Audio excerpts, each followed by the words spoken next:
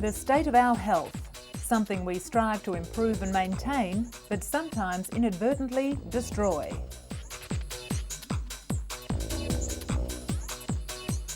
Universally, it's vitally important. The Germans have a universal word for it. Gesundheit. In this edition, doggy delicacies. Are they inhumane and unnecessary, or just what the doctor ordered? Dog meat is prized in many parts of the world for its taste and health properties, but is it really a cut above the rest? British scientists have made a discovery that could help cure drug-resistant tumours. By switching off the body's natural defences to chemotherapy, they can ensure that optimum levels of the life-saving drugs are reaching the targeted areas. Over the past 12 years, Red Cross doctor Alberto Cairo has earned the nickname Mother Teresa of Kabul. During that time, he's seen 5 governments, survived 2 civil wars, and helped countless landmine victims to rebuild their lives. And the underwater exercise bike that dramatically reduces rehabilitation time, according to its German inventor. The secret lies in exercising in a weightless environment while the water reduces swelling at the same time.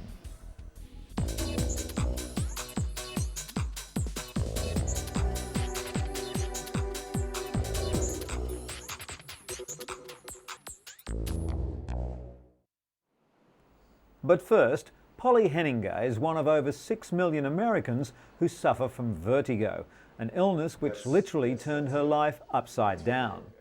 At Johns Hopkins Medical Center in Baltimore, doctors diagnosed Henninger with Meniere's disease, a disorder caused by a buildup of fluid in the inner ear.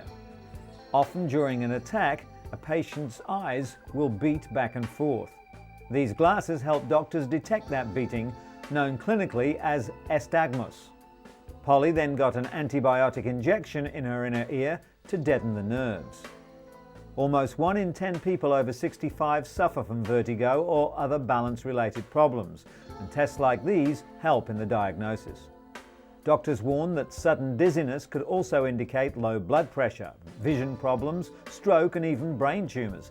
It's therefore imperative to seek treatment as soon as the symptoms appear.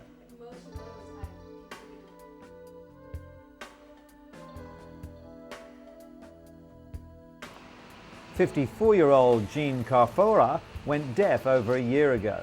Suddenly there was silence when only days earlier she could hear a pin drop. The boy fell from the window. But thanks to a new method that mimics how ears hear in tandem, Jean will now rely less on lip reading and more on her hearing. The boy fell from a window. Close. The boy fell from the window. Surgically placed in the inner ear, a beeper-like device sends impulses to stimulate the auditory nerve so Jean can decipher sound. These cochlear implants aren't new, but tuning them to each other is.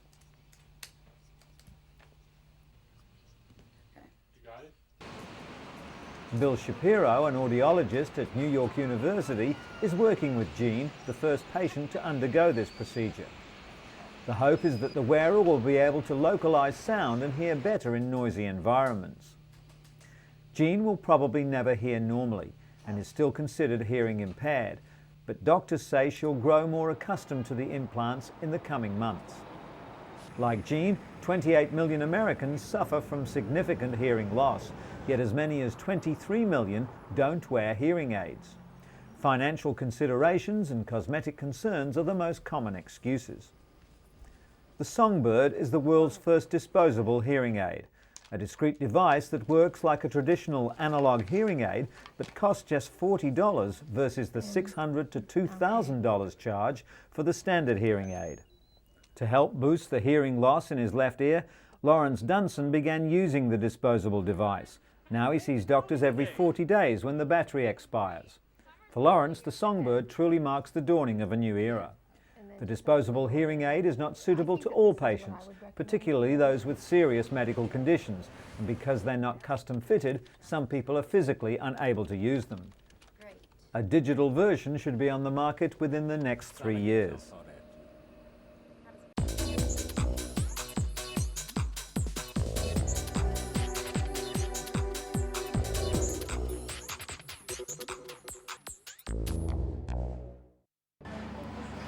Ostrich is making its culinary debut in Chile, and the lean cuisine is becoming quite the rave at upscale eateries.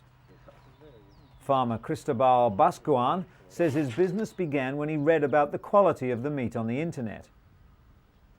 Ostrich steak is similar to beef in texture, taste and appearance, but it has 2/3 less fat than beef, less than half the fat of chicken, and fewer calories than beef, chicken or turkey. The birds are also prolific breeders. An ostrich produces 40 or even 50 chicks a year. But the price isn't cheap. The iron-enriched, healthy red meat costs twice as much as regular beefsteak. Welcome to the house of Mwamba family, 20 kilometers east of central Kinshasa. Donatien Mwamba runs a small restaurant in his compound. Every day around lunchtime, the household prepares for the arrival of the first customers. Donatien and his clients start out drinking Le Toco, a very strong local brew, while playing cards, listening to music and dancing. This looks like the beginning of a relaxing afternoon. At lunchtime, there's just one popular meal on the menu: dog. That's right, D-O-G. Dog meat is considered a delicacy in some regions of the Congo, especially by the Baluba tribespeople, who believe the hounds are healthy for you too. Animal rights activists would be outraged, but Donatien isn't concerned. Man's best friend is just a nutritious meal to him. After a few minutes of bargaining, Donatien buys the dog for 1,700 Congolese francs. After being skinned, the carcass is singed to get rid of stray hair. Then it's washed carefully with soapy water and cut into pieces. The meat is cooked in tomato sauce with a lot of chili pepper and served with pounded leaves and cassava paste. Dog meat lovers swear that it's good for you. According to the locals, when you eat dog meat, your level of blood rises and you remain in good health. 13-year-old Henri Lusangi raises dogs in his backyard for sale. He sells puppies for the equivalent of $1.50 each. Henri has no shortage of customers. Today, even people who come from ethnic groups who don't usually eat it are adopting dog meat for economic reasons. The meat is thought to be especially nutritious and good to eat in the winter months because it heats up the body. Locals also believe it makes men strong and virile. In some countries, dogs are even beaten before being killed in order to increase the levels of adrenaline, which it's claimed will make a man more virile still. With hardly a health regulation to speak of, the Congo can be a very risky place for a meal, but people like Donatien and his loyal customers, who swear by the health-giving properties of the food, aren't about to give it a second thought. But what dog meat only claims to do, one odd little Peruvian plant actually does, and that's boost the libido. Researchers claim that maca, an ugly, smelly brown turnip found in the remote Andes, can boost a man's sex drive by up to 200%.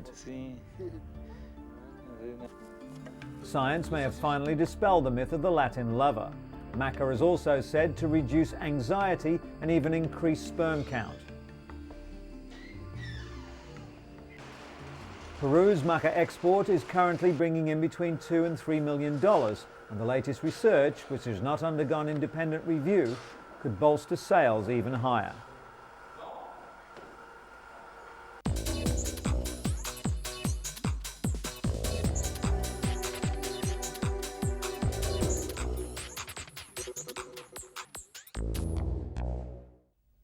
Researchers at Boston's Children's Hospital believe they've discovered a new kind of cancer. Pathologists Sarah Vargas and Christopher French found a chromosomal swap in the cells of the tumour that makes this cancer unique. Researchers say this chromosomal translocation makes the cancer cells extremely aggressive. The disease has been documented in only 6 patients around the world. It started out with a simple sore throat for 13-year-old Isabella Calder, but nothing helped. Aggressive chemotherapy and radiation failed, and Isabella died 5 months later. Researchers are well on the way to locating the genes on the chromosomes where the abnormality occurs. This could lead to treatments for this and possibly other cancers.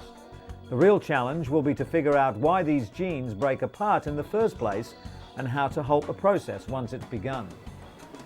To Queensland, Australia, the Sunshine State. But it's not all fun in the sun. 1 in 17 Queenslanders develops melanoma, the highest skin cancer rate in the world. Some people are especially vulnerable because of their genetic makeup. According to Dr. Rick Sturm of the University of Queensland, the gene that determines red or ginger hair, when coupled with a known skin cancer gene, vastly increases the risk of melanoma, and a cancer develops at a younger age. Hair colour isn't the whole story. Genetics can play tricks. People can carry the red hair gene and not have red hair. Childhood testing would give an early warning of a person's genetic predisposition to melanoma, but it can't determine how people will behave. Whether we have the gene or not, doctors advise that it's how well we protect ourselves in the sun that determines whether we face much risk or not. After discovering several growths on his skin, Jim Latrude began using a cream normally prescribed for external warts. Known as Aldara, it's been found to be effective in clearing up skin cancer. The cream works by boosting production of certain naturally occurring proteins which help healing. Jim has had patches of non-melanoma cancer for 8 years. He used to have them surgically removed, but now prefers the cream. Unlike surgery, the cream treatment retains the skin's pigment, so the treated area is protected from the sun. Clinical trials have shown Aldara to be 90% effective at treating non-melanoma skin cancer, and it's hoped it'll gain FDA approval in around 2 years' time. And scientists at the Imperial College in London claim they've made a discovery that could cure drug-resistant cancerous tumours and save thousands of lives. Most types of cancerous tumours respond to chemotherapy, but they can later develop resistance to drugs, which makes effective treatment difficult. A key protein has now been identified which actually fights against treatment. The P-glycoprotein stops the chemotherapy from doing its job, killing the cancerous tumours. This new discovery means that scientists can develop drugs to block the protein, allowing the chemotherapy to destroy the cancer. Doctors believe this discovery will help treat many types of cancer, such as breast, prostate and leukemia. According to the World Health Organization, cancer is a leading cause of death in most industrialized countries. Worldwide, 10 million people contract the disease every year, with lung, stomach, liver and breast cancers being the biggest killers.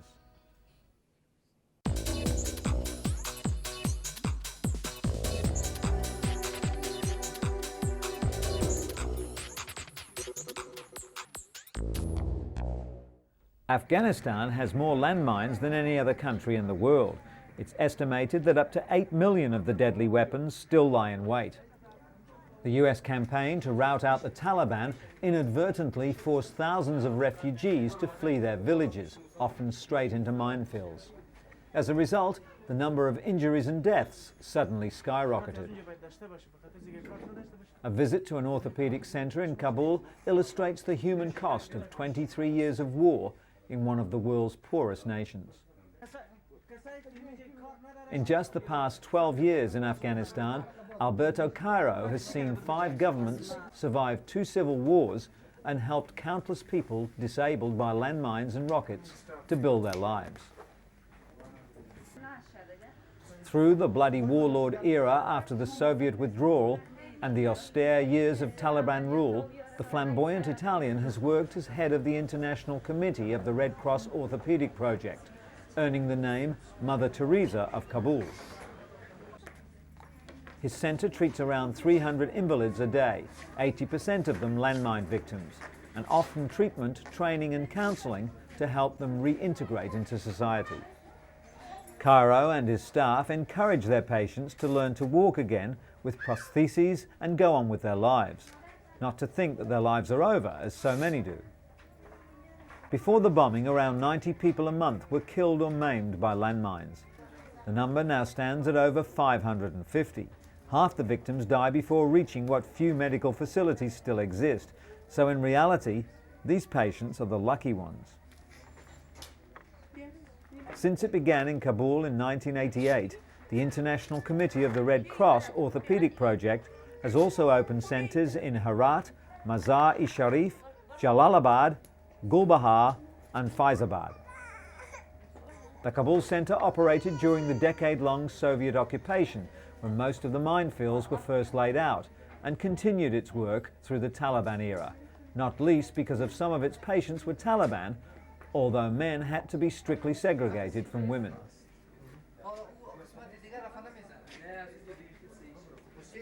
As well as manufacturing and fitting prosthetic limbs, the centre provides jobs in its workshops and rehabilitation rooms to disabled people.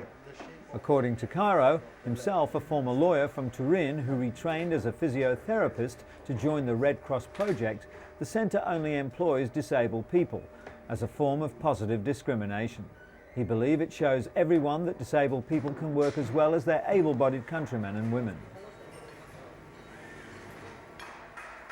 The Taliban eventually forced Cairo to leave Kabul a few days after the September 11th attacks on the United States, but he was back by the end of November, a few days after the Taliban fell. Cairo breathed a sigh of relief when a new interim government under Hamid Karzai was sworn in soon after that, with a mandate to rebuild the nation with a massive injection of international aid. The World Bank recently estimated that Afghanistan needed at least $9 billion to rebuild its economy and basic infrastructure.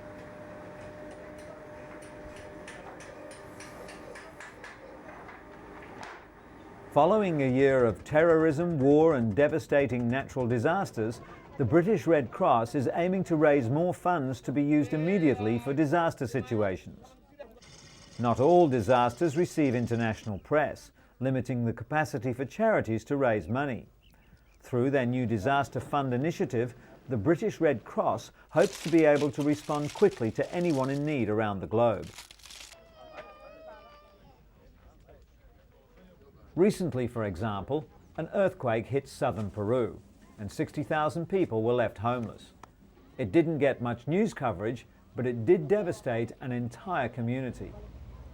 Within 48 hours, 50,000 blankets were sent from the British Red Cross to the Peruvian Red Cross to support those affected. With over 130 years of experience, the British Red Cross plays an important role on the world stage and continues to work under two fundamental principles: neutrality and humanity.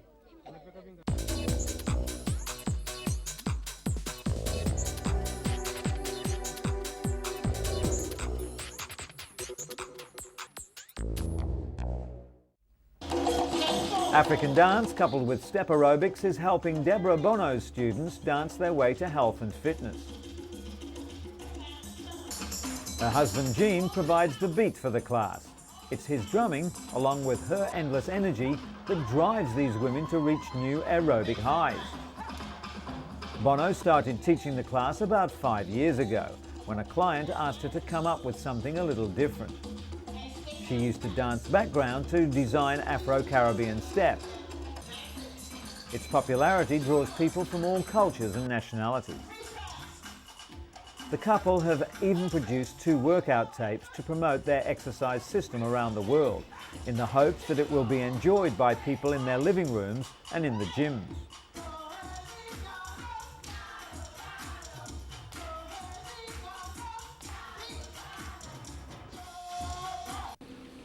Speaking of gyms, a German doctor had borrowed some exercise equipment and modified it to treat injuries and other physical disorders. The underwater bicycle dramatically reduces rehabilitation time for patients with leg injuries. Martin Hartkop is one of Dr. Van Katten's patients. He recently underwent surgery for tearing his cruciate ligament while playing basketball.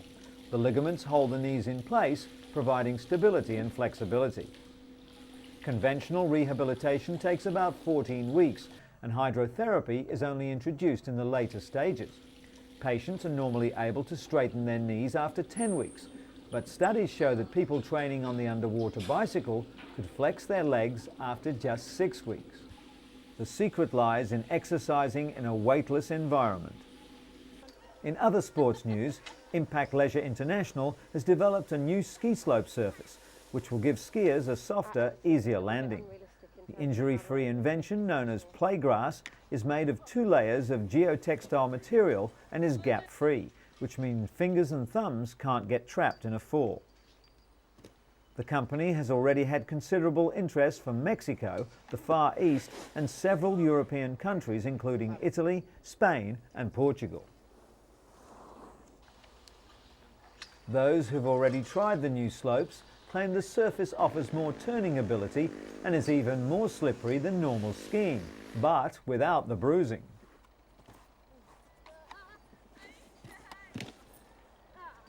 Playgrass is an ideal surface for beginners who can be somewhat apprehensive about flying down a snow-capped peak, while seasoned skiers tend to be more adventurous on the man-made surface, as they're less likely to hurt themselves.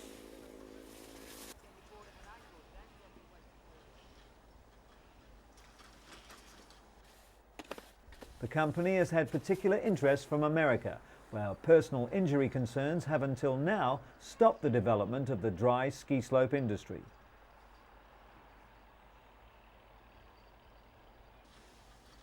And finally, in sports medicine, the illegal use of performance-enhancing drugs has taken a dangerous turn, thanks to gene therapy. It seems that winning is in the genes after all.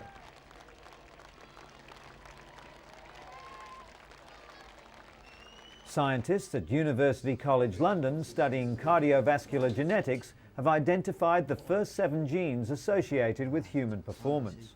While their work is being designed to help those with serious illness, it's feared it could be illegally used by athletes. By understanding how these sporting genes work in regulating performance, opportunists might find pharmaceutical ways of enhancing the body, much like the human hormone EPO was copied and used by cyclists to enhance their strength, stamina, and riding ability. Research in this field is just getting started, so matching the right genes to types of performance is still a long way off. At some point, though, it could lead to the arrival of gene drugs, which would be very difficult to detect.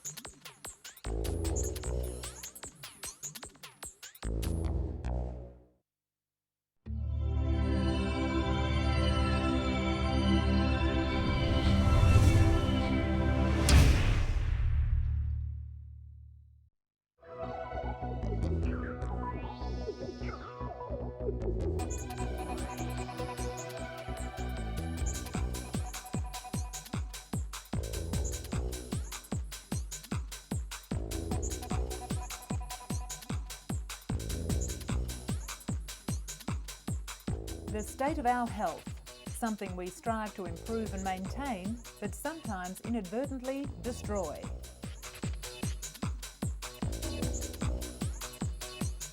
Universally, it's vitally important. The Germans have a universal word for it. Gesundheit.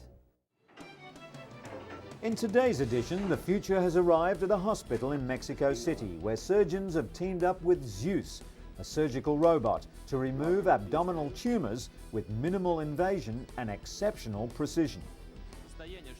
Russian President Vladimir Putin has called on his countrymen and women to take up sport and cast off the nation's image as unhealthy drunkards who are dying well before their time. 35 years ago, in a quiet suburb of London, the modern hospice movement was born. St Christopher's Hospice is still at the centre of the movement, setting the pace in research into pain and innovative ways of helping the terminally ill and the bereaved. And a recent study conducted on 2,000 women showed that those over 24 with no history of heart problems were at a slightly higher risk of having a heart attack if they were on oral contraceptives.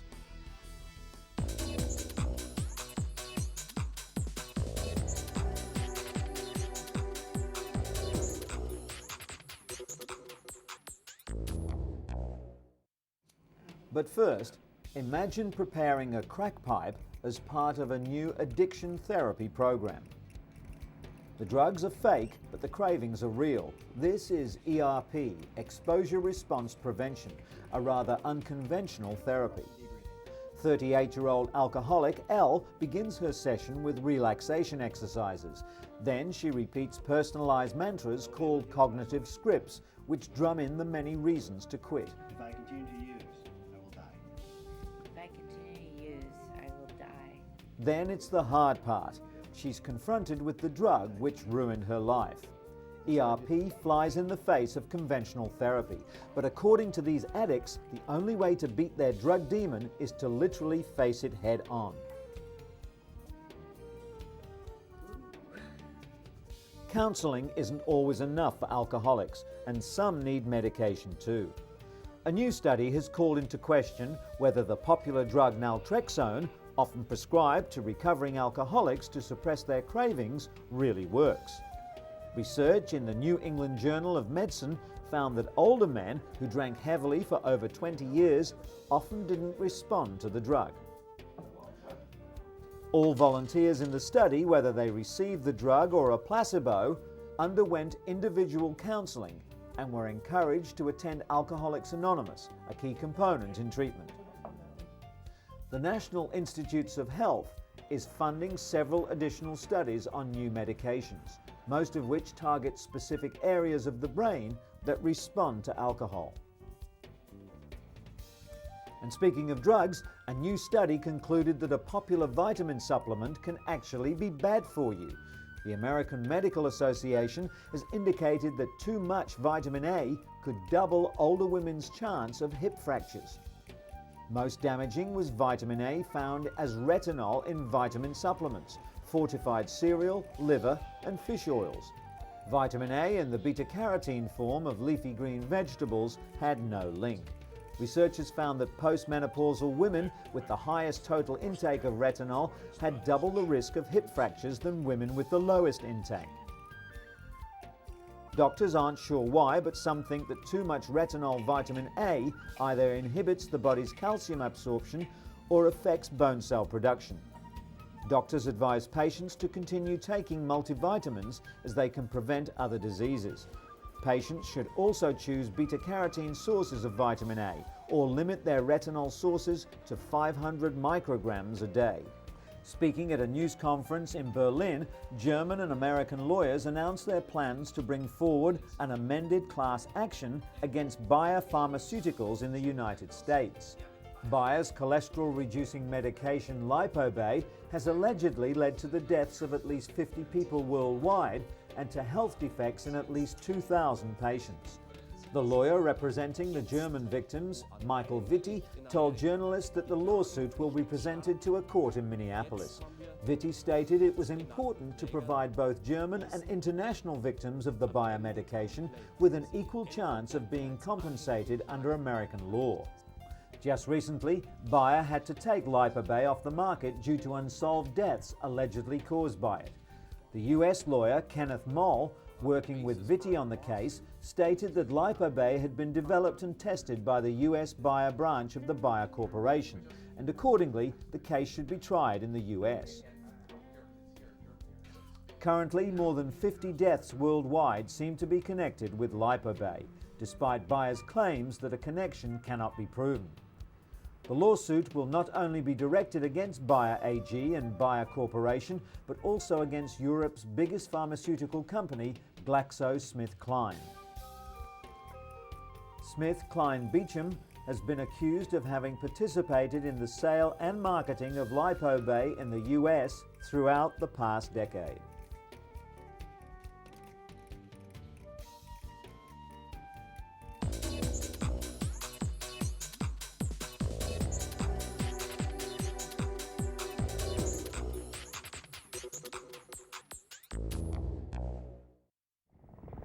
Tula Westlake is having the time of her life on a 5-star vacation viewing animals in the African bush. But her trip is more than just relaxation. She's one of the growing number of scalpel safari tourists coming to South Africa for a nip and tuck, and then recuperating while on safari. A few days earlier, she went under the knife in a Johannesburg clinic. During 5 hours of surgery, she had a breast lift and enlargement, plus a tummy tuck and liposuction. Tula was thrilled with the results and felt she got value for money. Patients first relax at luxurious hotels before entering hospital for their cosmetic surgery. During this procedure, an inch of skin was removed from either side of the face and the muscles were pulled back. It's not going to be painful. The patient recovers in hospital before the safari begins. The mix of adventure and cosmetic enhancement is bringing much needed revenue to the beleaguered South African economy.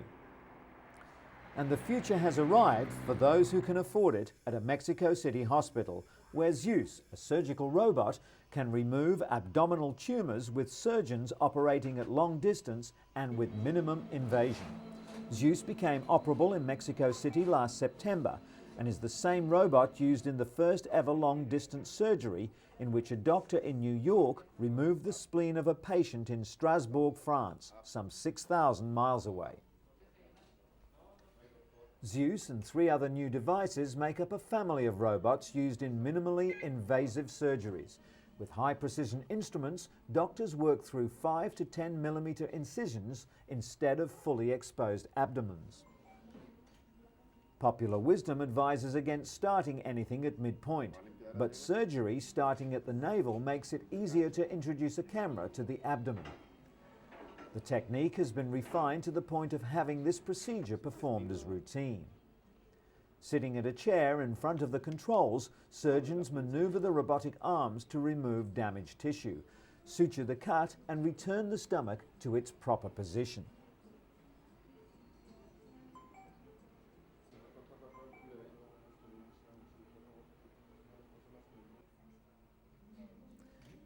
Stitches and sutures are cut with electricity to avoid any internal bleeding, and the whole procedure can be watched on several monitors.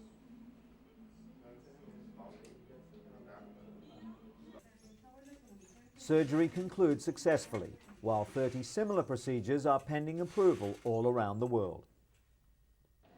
And our surgical rounds end today with a tall order from a short woman. We're at the Sinai Hospital in Baltimore, Maryland, where internationally known surgeons Dr. Paley and Dr. Herzenberg will perform a limb lengthening procedure on 20-year-old Meredith Jones. Meredith suffers from achondroplasia or dwarfism and stands 127 centimetres tall, but over the next 3 years she hopes to grow 25.4 centimetres taller. During the procedure, Paley will place 3 screws into Jones's humerus bone. To aid in the procedure, doctors will rely on imaging technology to show them the exact placement of the screw. Together, the surgeons have performed more than 4,000 of these operations and can complete their work on a limb in less than an hour. Dr. Paley carefully breaks Meredith's bones and locks them into place with an external fixture. For the next 7 months, she'll rotate the screw 4 times daily to lengthen her bones. The device works by gradually pulling the broken bone apart, which will then be filled in by new bone. It's done 4 times a day. The stark contrast between these 2 young women, a former patient who's completed the 3-year limb lengthening process and another patient just beginning the procedure, shows the dramatic results of this cutting-edge surgery. Eliza, you know what time it is?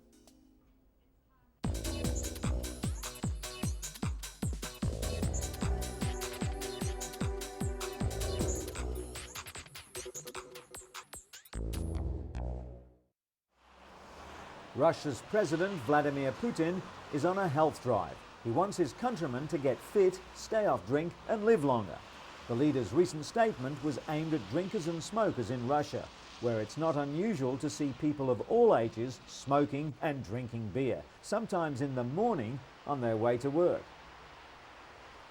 Putin, the first Kremlin leader who is known to despise alcohol and cigarettes, told a meeting of the country's state council recently that the state of the nation's health was shameful. The Russian president, a black belt in judo and a keen skier, has called on political figures to take the lead in promoting a healthier lifestyle for all Russians. Some politicians have been quick to respond to the president's call.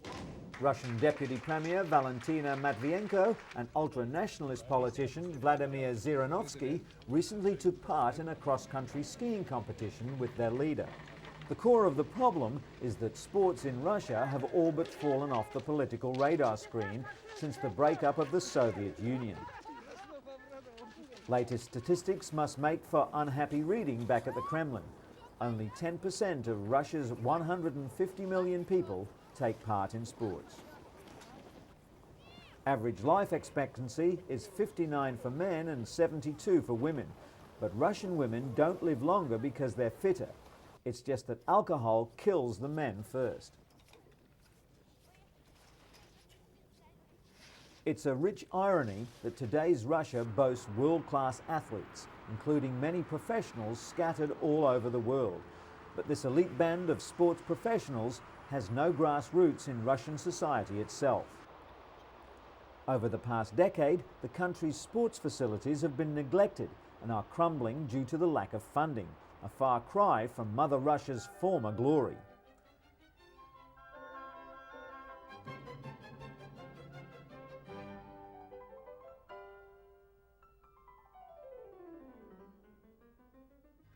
Today, a small but growing middle class is pumping iron. They clearly think that a fitness club membership is money well spent. At this expensive Moscow health club, members believe they're adding at least an extra 5 to 10 years to their lives.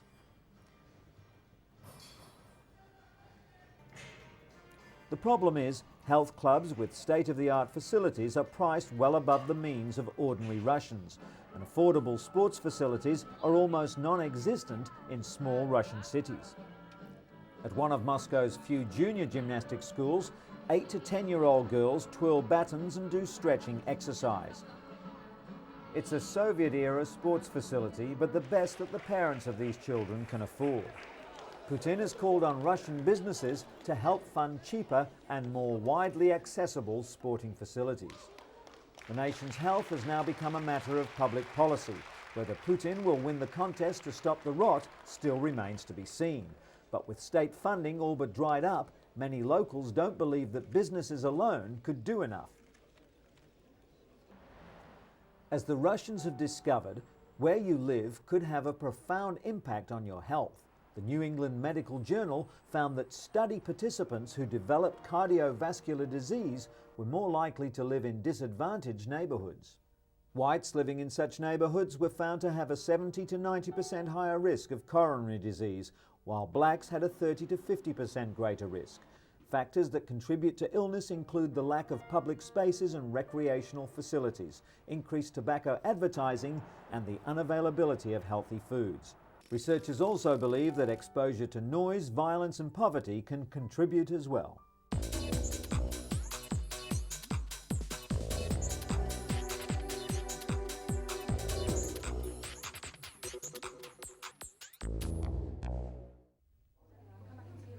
Modern hospices offer people with incurable diseases professional medical help to control pain and, just as importantly, emotional support for themselves and their loved ones. But it wasn't always like this.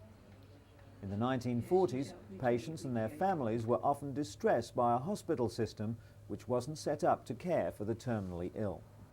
Working as a nurse back then, Dame Cicely Saunders found little help available for patients with terminal illness. She decided to devote her life to improving care for the dying. She even trained as a doctor, researching new ways to control pain. In 1967, Dame Cicely founded St Christopher's Hospice in South London. It was the world's first teaching hospice, combining clinical care with teaching and research, as it still does today. St Christopher's cares for over 1,600 patients a year. Some are admitted to the 50-bed inpatient unit. but most are cared for at home by the doctors, nurses and social workers of the hospice's home care teams, an innovation pioneered by this hospice. Since its foundation, St Christopher's has been at the forefront of research for the care of the dying, which has now developed into a recognised medical specialty, palliative medicine. The regular and safe giving of oral morphine to control pain was first done at this hospice. 1 day a week, inpatients and those cared for at home are offered activities at the day centre, including craft work, aromatherapy, painting and creative writing. The aim is to counter the feelings of helplessness and isolation that chronic illness can produce. A resident artist offers coaching and advice. He can even bring a patient's artistic vision to reality if they're too weak to hold a brush. The centre also offers more formal art therapy sessions to help people to get in touch with feelings they may not be able to otherwise express. It's also about getting people in touch with their strengths as well.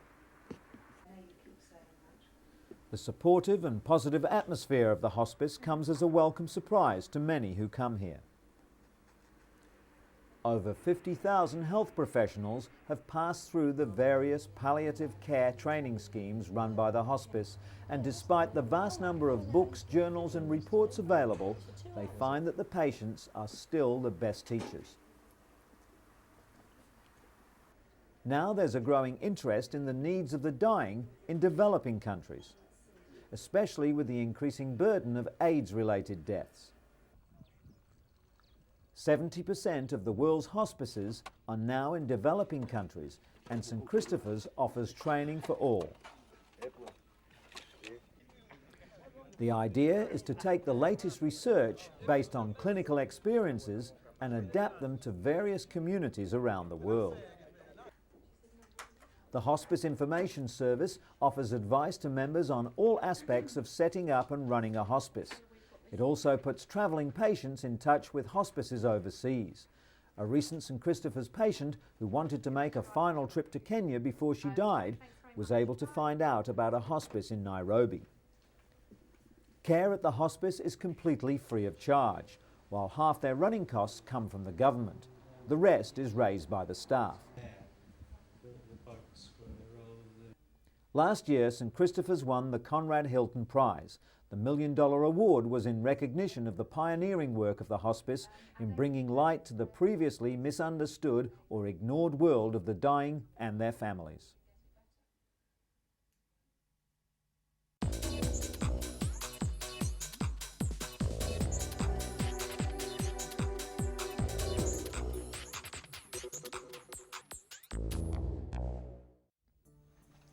Each year, more than 220,000 people die of sudden death in the United States due to cardiac arrest.